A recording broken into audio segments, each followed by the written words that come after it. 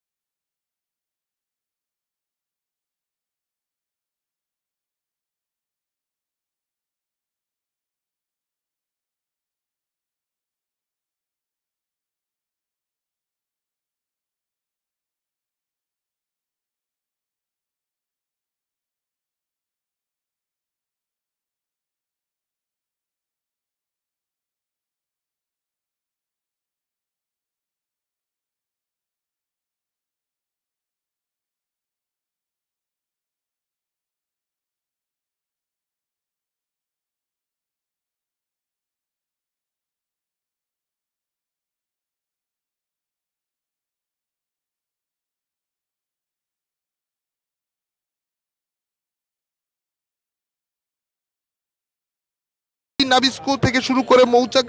বিভিন্ন পয়েন্ট আসলে কোটা বিরোধী আন্দোলন যারা রয়েছেন তারা কিন্তু সেই সমর্থন তারা বিক্ষোভ করছে। অন্যদিকে ছাত্রলীগের পূর্ব নির্ধারিত গতকাল ছাত্রলীগ সভাপতি যে কর্মসূচি ঘোষণা করেছিল সেই কর্মসূচির ঘোষণা অংশ হিসেবে কিন্তু আজ শিক্ষার্থী যদি বলা যায় ঢাকা বিশ্ববিদ্যালয়ের ছাত্রলীগের সহ এবং কেন্দ্রীয় ছাত্রলীগ যে কর্মসূচি ঘোষণা করছে সেই কর্মসূচির ঘোষণা অনুযায়ী কিন্তু ইতিমধ্যে জমায়েত হতে শুরু করেছে রাজু ভাস্কর্যের সামনে থেকে। রাজু ভাস্কর সামনে বিভিন্ন জায়গা থেকে আসলে মিছিল নিতে শুরু করেছে। দর্শক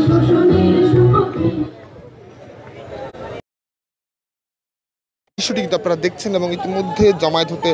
শুরু করেছে রাজু ভাস্কর্যের সামনে ছাত্রলীগের বিভিন্ন পর্যায়ের নেতাকর্মী যারা আছে তারা কিন্তু জমায়েত হতে শুরু করেছে। দর্শক এই ছিল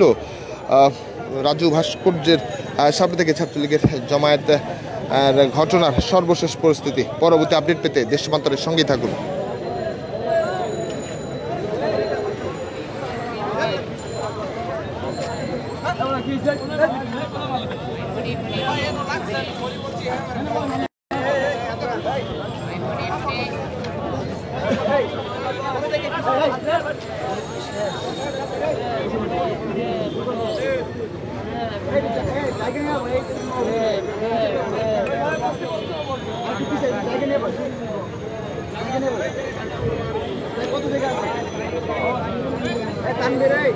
তোমরা